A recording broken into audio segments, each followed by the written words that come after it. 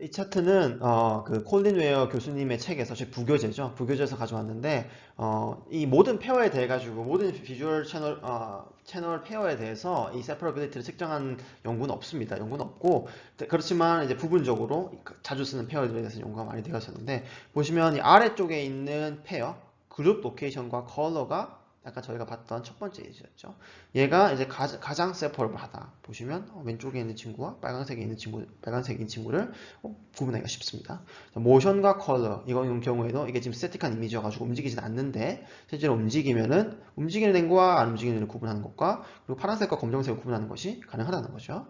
그리고 조금 더 좀 헷갈립니다. 그래서 움직이는 것과 이제 쉐이프, 사이즈, 오리엔테이션이 같이 되면 좀 더 구분하기 어렵고 컬러와 가령 여기서 쉐이프가 같이 되면 자, 보시면 빨간 색깔 보는 거 쉬워요. 검정 색깔 보는 것도 쉬운데 여기에서 뭔가 이 삼각형만 보려고 하면은 계속 빨간 색깔이 너무 강력해가지고 방해를 하고 있어요. 그래서 검정색 삼각형이 잘 안 보여요. 저는 약간 좀 더 인터피어런스가 있다는 거죠. 이 경우에도 사이즈 오리엔테이션을 보면은 큰 친구는 잘 보이는데 오른쪽으로 기울어진 애들에게만 집중하는 거는 좀 어렵습니다. 좀 더 심각한 인터피어런스가 있는 거고 X 사이즈, Y 사이즈 이건 아까 보셨던 예제죠. width랑 height 강한 세퍼레이션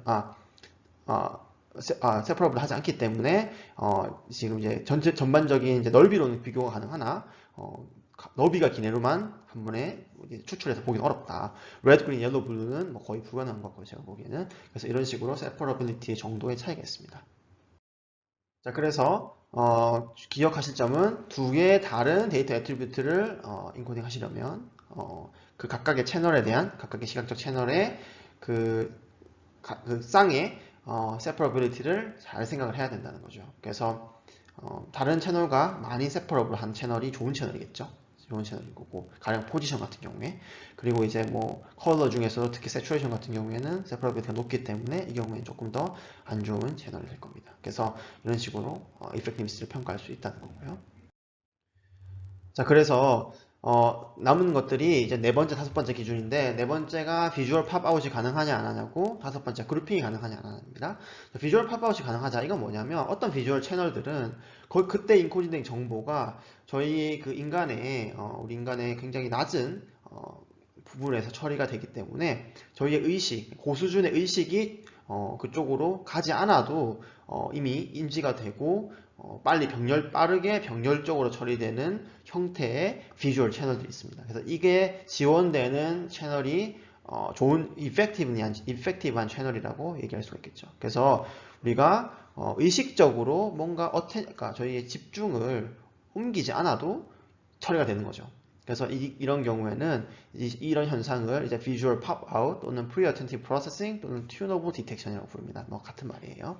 그래서 200ms에서 250ms에서 가능하다고 합니다. 되게 찰나 같은 순간인데 여러분들이 실험을 해보면 모니터를 계속 보고 계세요. 한 다음에 갑자기 이미지가 나왔다가 100ms 이게 없어졌어요.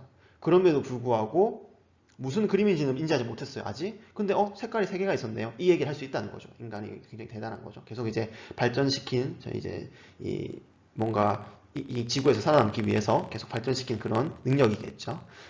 그래서 여기 예제를 먼저 보여드릴게요. 여기 아까 전에 보신 예제인데 몇 개의 3이 있죠? 어렵습니다. 리니어하게 서치해야 됩니다. 자, 여기 근데 이제 이렇게 3을 빨강 색깔로 표현을 하면 훨씬 더 3이 몇 개 있냐에 대해서 이제 빨리 답할 수 있다는 거죠. 이게 뭔가 집중할 필요 없이 그냥 3을 딱 보는 순간 6개 같은데? 라고 얘기를 할 수가 있는 거죠. 물론 여기 빨간색으로 인코딩 되지 않은 3들 몇 개 있지만 이런 것들은 이제 인코딩을 해주면 되는 부분이고 대신 이제 이렇게 되면 이제 바이어스를 줄 수 있으니까 정직하게 모든 3을 다 인코딩을 해줘야 되겠죠. 자, 다음 페이지에는 제가 차트 두 개를 보여줄 건데 왼쪽 차트랑 오른쪽 차트에서 목적은 뭐냐면 빨강 색깔 점을 찾는 겁니다. 자, 제가 보여드릴게요. 한번 딱딱 찾아보세요. 두 개의 차트에 대해서 모두. 빨간색 어디 있죠? 네, 여기 있고 여기 있습니다. 아마 아주 빠른 속도로 찾으실 수 있었을 겁니다. 심지어 이제 오른쪽에 있는 차트는 왼쪽에 있는 차트보다 훨씬 점이 많습니다. 원이 많음에도 불구하고 굉장히 비슷한 속도로 빠르게 찾을 수 있으셨을 겁니다. 자, 다음 슬라이드에도 두 개의 빨간 점이 있을 겁니다. 찾아보십시오. 어떠신가요? 여전히 물론 이제 다 빨간색이어서 좀 힘들었지만 이 원이 하나가 있고 여기 있는 거를 다 일일이 이렇게 다 안 보셨죠. 다 안 보시고 이 그림을 전반적으로 딱 보는 순간 여기 있네. 여기 딱 보는 순간 여기 있는 거고 아마 이해하셨을 거예요. 자, 다음에도 역시 빨간 색깔 점이 있습니다. 한번 찾아보시죠.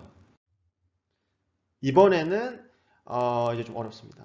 왜냐하면은 이 경우에는 이제 이 빨간 색깔 점이 하나가 있는데 여기도 있고 여기도 있는데 지금 보시면 파란 색깔 점도 있고 빨간 색깔 사각형도 있고요. 그리고 더 많아지니까 빨간 색깔이 너무 많아서 이 점을 찾는 걸 방해하는 게 색깔의 측면에서는 빨간 색깔 네모들이 있고요. 형태의 측면에서는 원형의 파란 색깔의 원들이 있죠. 그래서 이렇게 디스트랙터가 있기 때문에 이 경우에는 저희가 이 두 가지 조건, 그러니까 뭔가 엔드 큐어인 거죠. 빨강색이면서 원을 찾는 게 각각의 그 조건에 둘 다 디스트랙터가 있기 때문에 이 경우에는 시리얼 서치가 일어나게 됩니다. 훨씬 더 어렵습니다. 그래서 프리어텐티브 하게 된다 그러면은 이 디스트랙터가 많더라도 비슷한 성능을 보여줍니다. 그래서 보시면 디스트랙터 4개, 8개, 12개 있더라도 뭔가 프리어텐티브한 비주얼 채널을 쓰게 되면은 이렇게 둘 다 이제 빨리 반응할 수가 있는 건데 그게 아니라 그러면 리니어 서치를 하게 되고 그 경우에는 디스트랙터가 많아지면 많아질수록 응답하는데 오랜 시간이 걸리게 됩니다. 자, 아까 보셨던 것처럼 하나의 비주얼 채널에 대해서만 이제 팝아웃이 일어나는데 특수한 경우에는 두 개의 그 엔드 큐어리가 주어졌더라도 팝아웃이 일어나는 경우가 있습니다. 가령 이제 스페이스와 컬러가 동시에 사용된 경우나 아니면 모션과 쉐이프가 동시에 사용된 경우인데요.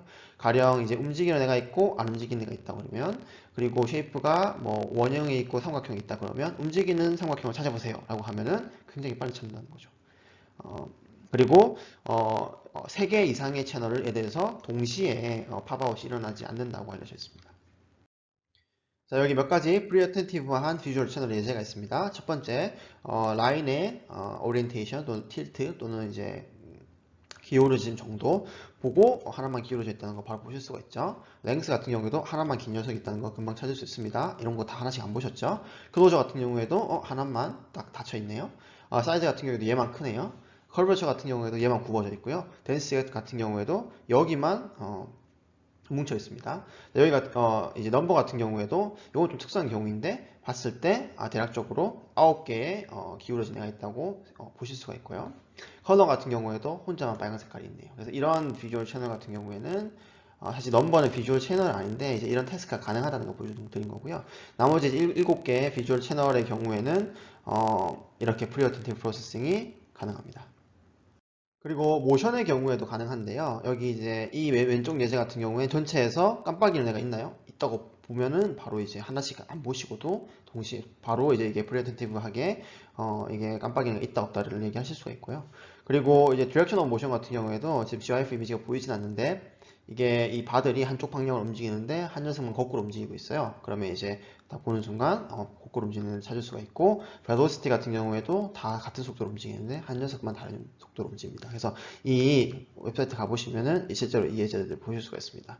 그래서 이렇게 모션 경우에도 프리어텐티브하게 인간이 인지할 수 있다라는 겁니다. 이 예제들은 이제 컬린 웨어 교수님의 책에서 가져왔는데 미리 다 다룬 겁니다. 그래서 curved shape, 뭐 size, color 다 프리어텐티브하게 볼 수 있고 뭐 enclosure 들어가 있는지 안 들어가 있는지 아니면 또 convex, concave 위로 블록 나와 있는지 안에 오목 들어가 있는지 프리어텐티브하게 가능하고요. 정추열 같은 경우에는 불가능하다고 합니다. 그래서 이렇게 떨어져 있는 애들은 이게 많아지면은 찾기가 어렵다고 하고 특히 이제 이 패러렐리즘 같은 경우에는 보면은 요만 패러렐 하거든요. 평행한데 나머지 애들은 평행하지 않잖아요. 근데 요건 봤을 때 딱 평행한 애만 찾기는 좀 어렵죠. 이 경우에는 이제 프리어텐티브하지 않다라고 얘기를 하는 거죠. 자, 그리고 마지막 조건은 이제 그룹핑입니다. 그래서 어떤 채널들은 그 채널에 뭔가 값들을 인코딩을 하면 자연스럽게 그룹핑이 이루어지는 경우가 있습니다. 이 경우에는 뭔가 클러스터나 아니면 셋 같은 걸 보여줄 때 사용할 수가 있을 텐데요. 제일 확실한 그룹핑, 강력한 그룹핑은 뭐냐면 제가 배운 것처럼 마크를 쓰는 겁니다. 마크가 아이템을 위한 마크가 있었고 링크를 위한 마크가 있었죠. 링크를 위한 마크에는 두 가지가 있었는데 컨테인먼트, 뭔가 감싸는 마크와 그리고 커넥션, 있는 마크 두 개가 있었습니다. 그래서 이 제일 확실한 방법은 당연히 눈에 보이게 그냥 뭔가를 이렇게 다 감싸버리는 겁니다. 이렇게 하면 그룹이 그냥 확실히 되는 거예요. 두 개를 이렇게 이어버리면. 그런데 그러지 않고도 간결하게 비주얼 채널에서 그룹핑을 지원한다 그러면 이런 엑스트라 마크가 필요 없다는 겁니다. 자, 그래서 게스탈트 로우라는 일련의 법칙들이 있습니다. 그래서 이거는 이제 현상을 설명하기 위한 내용인데 이것이 뭔가 그 메커니즘을 설명하고 있지는 않고요. 그래서 이게 이 법칙들을 보면은 법칙이라고 해가지고 뭔가 이제 인간의 그 인지가 이렇게 동작한다라고 이렇게 말해주는 건 아니에요. 형산적으로 사람들이 이런 걸 보면은 그룹핑이 있다고 느끼더라라는 걸 정리해둔 법칙들입니다. 그래서 인간이 자연적으로 이게 이 어떤 물체들을 봤을 때 어떻게 여기서 그룹을 뽑아냈느냐에 대한 몇 가지의 규칙을 설명하고 있는 그런 법칙인데요. 그래서 보면은 뭐 proximity가 있고, similarity가 있고, connectedness가 있고, continuity가 있고, symmetry가 있습니다. 그래서 이런 것들을 이런 현상을 잘 활용하면은 뭔가 엑스트라 마크를 쓰지 않고도 그룹핑을 표현할 수 있다는 겁니다. 각각에 대해서 제가 설명드릴게요. 첫 번째는 프록시미티입니다. 그룹핑을 짓고 싶으면 일단 가까이 두시면 됩니다. 자, 보시면 A의 경우에는 자, 이 점들의 패턴을 보시면 라인, 이렇게 가로로 이렇게 있는 라인이 보이시잖아요. 그건 왜냐면 각 점이 이 가로로 있는 이 친구가 더 가깝기 때문에 이 세로 그룹보다는 가로가 더 가까우니까 이것들이 뭉쳐서 이렇게 다 그룹으로 형성되고 있는 겁니다. 지금 맞죠? 그룹이 보이죠? 그리고 물론 이렇게 이 B 예제 같은 경우는 세로로 보이는 거고요. C 예제 같은 경우에도 이렇게 그룹이 하나가 보이고 이렇게 그룹이 하나가 보이네요. 그래서 가까이 두면은 뭐 저희가 느끼기에는 당연한데 프록시미티 주변에 둔다 그러면은 그룹을 형성하게 느끼는 거고요. 이 예제에서도 점 X는 A 그룹에 속하는 것처럼 보입니다. 왜냐하면 더 가까우니까요. 이 클러스터와. 자, 그 다음 similarity는 닮은 물체들이 그룹을 가지는 것처럼 보인다라는 법칙이고, 자, A는 지금 보시면 이 점들의 거리는 비슷합니다. 맞죠? 비슷한데 이 A를 딱 보시면은 검정색 점들의 그룹과 회색 점들의 그룹이 딱 보이죠. 이거는 이 프록시미티로 설명할 수가 없고 뭐 그냥 검정색 점들은 검정색이 비슷하게 보이니까 하나의 그룹으로 보고 회색은 다른 그룹으로 본다는 거죠. B 같은 경우에도 이제 쉐이프를 가지고 그룹핑을 형성하고 있고요. 그리고 C 같은 경우에는 이제 이 가로와 이 세로로 뭔가 색깔이 그려지고 있는데 이 C와 D를 비교를 해보면 D는 지금 이 텍스처와 색깔이 사용된 거고 C는 이 색깔 중에서 두 가지 차원, 그래서 이 무채색, 이 회색과 이 약간 연두색, 이 색 두 개가 사용되어 가지고 겹쳐진 건데 이게 이제 이 색깔에 이렇게 두 가지 차원을 쓰는 것보다 이렇게 텍스처와 색깔을 쓰는 것이 같은 그룹핑을 하더라도 이 D가 이 두 개의 채널이 더 세퍼러블 하기 때문에 행과 열을 하나에만 집중하는 것이 훨씬 쉽다고 느낀다는 거죠. 그래서 같은 그룹핑이더라도 시뮬러리티를 통한 그룹핑이더라도 이 어떤 채널로 이 시뮬러리티를 제공하냐에 따라 가지고 좀 더 이 구분 가능한 것이 집중하기 쉬운 건지 어려운 건지가 결정된다는 겁니다. 그래서 어쨌든 시뮬러리티는 닮은 요소들은 같은 그룹으로 보인다는 겁니다. 다음은 connectedness인데요. 이 connectedness는 굉장히 강력한 그룹핑을 제공합니다. 그래서 자, A 같은 경우에 이 두 점이 가까이 있고 이 두 점이 가까이 있습니다. 그렇지만 저희는 이렇게 한 그룹, 이렇게 한 그룹으로 느낍니다. 왜냐하면 proximity를 connectedness가 이기기 때문입니다. 그래서 가까이 있는 것보다 연결되어 있는 것이 더 강력하다. 이 경우에는 connection 마크를 쓴 겁니다. 맞죠? B 같은 경우에도 이렇게 두 개가 닮았고 이렇게 두 개가 닮았어요. 그렇지만 이렇게 그룹이고 이렇게 그룹처럼 보입니다. 왜냐하면 connectedness가 similarity를 이기기 때문입니다. C 같은 경우는 마찬가지예요. 지금 보시면 이렇게 두 개랑 이렇게 두 개가 생긴 건 똑같은데 실제로 연결이 이렇게 돼 있기 때문에 이렇게 짝을 보고요. D도 뭐 같은 쉐이프가 닮았더라도 연결된 것이 강력한 그룹핑의 단서를 제공한다는 거죠. 그 다음 이제 continuity는요. 인간이 뭔가 시각적 자극을 보고 이걸 해석을 할 때 그 부분이 연속적이고 부드럽게 연속적인 그런 해석을 선호한다는 겁니다. 그러니까 지금 A라는 그림을 보시면 자 여기 라인들이 몇 개 있어요. 이 라인, 이 선도 있고 이 선도 있고 이 선도 있고 이 선도 있고 이 선도 있고 뭐 이 선들이 많아요. 자 이거를 이제 그룹으로 인지를 할 때 저희는 B 같은 해석을 해놓습니다. 그래서 사각형이 하나가 있고 사각형 위에 곡선이 하나가 겹쳐져 있었네. 이렇게 이제 해석을 한다는 거죠. 사실 C도 말이 되는 설명이에요. 왜냐하면 이런 사각형에 약간 이렇게 좀 파인 부분이 있고 약간 이렇게 곡선이었다가 직선이었다가 곡선인 이런 선이 와서 붙어있는 형태라고 해석을 할 수도 있는데 이 B가 좀 더 부드럽고 이것들이 이제 부드럽고 그리고 연속되어 있잖아요. 그래서 이런 해석을 선호한다는 겁니다. 그래서 요 곡선, 요 곡선, 요 곡선이 하나의 그룹으로 느껴지고 이 곡선, 이 곡선, 이 곡선이 하나의 그룹으로 느껴진다는 겁니다. 그래서 이 컨티뉴티가 얘기하는 바에 따르면 인간은 이렇게 뭔가 부드럽게 변하는 것들을 에 대한 해석, 부드럽게 변하는 식으로 해석을 하는 것을 좀 더 선호한다는 거죠. 그래서 이런 것들이 언제 쓸 수 있냐면 노드링크 다이어그램을 그림을 그릴 때 어떨 때는 이렇게 B처럼 이렇게 각진 링크를 그릴 수도 있는데요. 이럴 경우에는 이렇게 A처럼 곡선을 그렸을 때보다 이런 부분을 통과할 때 이렇게 따라가기가 좀 더 어렵다는 거죠. 왜냐하면 이렇게 급작스러운 체인지들이 있잖아요. 이런 것들이 이런 갈림길에서 조금 더 인간이 빨아가기가 어렵다는 거고, A 같은 경우에는 비교적 쉽게, 왜냐하면 이 곡선 자체가 스무드하게 변하기 때문에 훨씬 이 노드 간에 엣지가 존재하는지 안 하는지를 보는 것이 더 수월하다는 겁니다. 그리고 인간은 이제 시메트릭한 대칭인 것들을 더 강한 그룹으로 본다는 거죠. 그래서 지금 보시면 여기는 대칭은 아니죠. 같은 게 두 개가 있죠. 이거 시밀러한 건데 이 중앙이나 오른쪽을 보시면은 이 세로 y-axis를 기준으로 이렇게 대칭이죠. 그러면 이 전반적인 이거가 마치 하나의 그룹인 것처럼 느낀다는 겁니다. 이 두 개의 쉐이프가 있는 게 아니고 이 하나의 쉐이프가 대칭 형태를 이루고 있다고 인간이 느끼는 경향이 있다는 거죠. 그리고 여러분들이 비주얼 채널을 쓸 때 기억해 두셔야 되는 거는 인간은 상대적인 차이를 가지고 뭔가 판단을 내린다는 겁니다. 그래서 절대적인 판단을 내리는 것이 어렵고 상대적으로 동작을 한다는 거예요. 그래서 예를 들어 웨버의 법칙이 있습니다. 그래서 여기 델타 I over I equal K 이렇게 있는데 I는 뭐냐면 자극의 색이에요. 현재 주어진 자극의 색이 K는 고정된 상수예요. 이거는 이제 비주얼 채널마다 다르겠죠. 델타 I는 변화를 탐지하기 위한 변화를 알아차리기 위한 자극의 변화예요. 그래서 저희가 예를 들어서 100만큼의 자극이 주어지고 있고 K가 예를 들어서 0.2라 그러면 100만큼 자극이 주어지고 있을 때는 20만 변해도 알아차릴 수 있는데 1000만큼의 자극이 주어지고 있을 때는 200이나 변해야 자극을 알아차릴 수 있다는 거죠. 그래서 이런 실제로는 1000만큼 자국이 주어지고 있더라도 인간이 뭔가 절대적인 변화에 민감하다 그러면 20만 달라져도 반응을 해야 될 텐데 실제로는 이미 1000만큼이나 주어지고 있기 때문에 여기에 일정 퍼센트인 200이나 달라져야지 이 차이를 느낄 수 있다는 겁니다.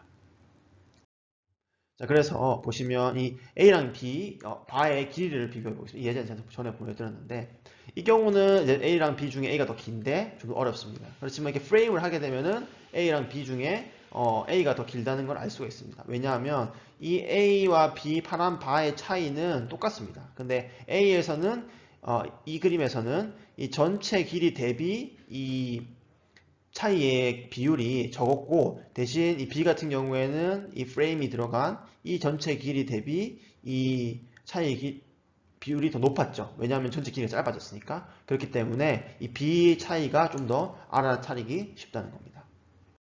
자, 오늘 수업은 여기까지고 이제 간단히 요약하면 이번 수업 시간에는 마크와 채널에 대해서 배웠고요. 마크는 화면에 그려지는 시각화에 있는 기본적인 그런 시각적 요소를 하나 의미합니다. 예를 들어서 포인트, 라인, 에어리어가 있을 수 있고 3D 볼륨은 잘 안 쓴다. 그리고 특수한 마크가 있었는데 기본적으로 이런 마크들은 아이템을 나타내지만 링크를 나타내는 마크도 있었어요. 그래서 컨테인먼트와 커넥션 많이 다룰 거예요. 이제 앞으로 그런 마크들도 있었고요. 그리고 채널은 이제 그 마크의 생김새를 결정하는 방식인데 굉장히 많은 방식들이 있었죠. 위치를 바꿀 수도 있고 컬러도 특히 휴, 루미너스, 세츄레이션 세 가지 채널이 있었고 사이즈, 쉐이프, 틸트, 모션 이렇게 더 많이 있었습니다. 그래서 이런 채널을 어떻게 결정하냐가 결국은 데이터를 어떻게 시각화로 보여주냐에 중요한 영향을 미치고 그래서 이런 매핑을 만들 때 고려해야 되는 두 가지 사항이 expressiveness와 effectiveness였습니다. 그래서 expressiveness는 원래 데이터에 있는 정보를 정확히 그것만 그리고 더도 말고 덜도 말고 딱 거기 있는 것만 보여줘야 된다는 거고요.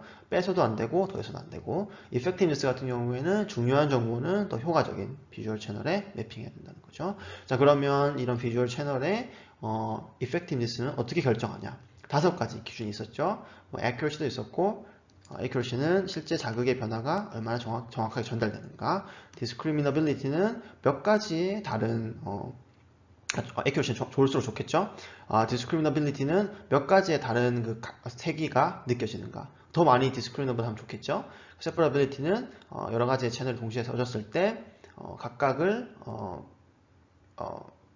인지할 수 있는가를 나타내는 거였고, 팝아웃은 이제 채널이 팝아웃을 지원하냐 안 하냐, 그룹핑은 그룹핑을 지원하냐 안 하냐, 이런 것들이 있었습니다. 그래서 특히 팝아웃은 굉장히 중요한데, 이거는 이제 많은 양의 데이터를 크기와 상관없이 인간이 빠르게 인지할 수 있는 그런 메커니즘 중에 하나이다. 그래서 뭐 저희가 그 메커니즘이 어떻게 일어나는지는 뭐 생물학적으로 다루진 않을 겁니다. 그냥 현상적으로 봤을 때 잘 쓸 수 있다는 거죠. 그래서 visual pop-out 또는 pre-attentive processing이라고 부르고 굉장히 꼭 알아두셔야 되는 개념입니다. 그리고 이제 인간은 마지막에 이제 그 웨버의 법칙에서 본 것처럼 그 상대적인 차이를 느끼는 걸 잘하기 때문에 절대적인 차이보다는 지금 주어지는 자극의 일정 수준 이상, 그래서 이 퍼센트가 정해져 있는 거고, 지금 자극의 이 정도 이상 변해야 차이를 알아본다는 거죠. 그래서 큰 자극이 주어지면 더 많이 변해야 차이를 알 수 있고, 작은 자극이 주어지면 조금만 변해도 알아차릴 수 있다는 거죠. 그리고 이제 두 가지 법칙이 있었는데, 이 두 번째 게 이제 웨버의 법칙이었고, 그 아까 accuracy를 나타내는 그 법칙이 스티븐스의 법칙이었습니다. 그래서 이 두 가지 법칙을 다 기억해 주시고, 자, 오늘 수업 여기까지고 집중해 주셔서 감사하고 다음 수업 시간에 뵙겠습니다. 감사합니다.